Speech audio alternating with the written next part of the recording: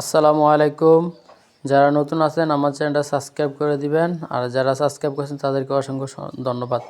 যারা ভুট্টা চাষ করবেন আমার মতন তারা অবশ্যই ভুট্টা লাগানোর পূর্বে আমি দেখতেছেন এখানে প্যাকেট খোলার পরে বাইচা দিতেছি, কারণ অনেক ভুট্টা মাথা ভাঙ্গা থাকে, তারপরে নষ্ট থাকে।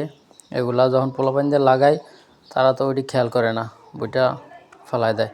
তো একটা ভুট্টা নষ্ট হইলে একটা গাছই শেষ। তো এই জিনিসটা অবশ্যই খেয়াল রাখতে হবে। আর এখানে দেখতেছেন আমি আগুরমে ধান অলরেডি কাটা শেষ, এগুলা বাড়িতে নেওয়ার জন্য লোকজন দিয়ে কাজ করতেছি।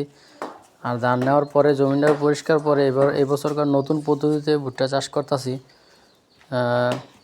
চাষ বাদে একটা লাঠি বা আমি এখানে বানাই লইছি লোহা দিয়া, রড দিয়া, এটা দিয়ে এরকম গুঁতা দিয়া ছিদ্র কইরা আপনার এই যে পোলাপাইনে ভুট্টা ফেলাইতেছে।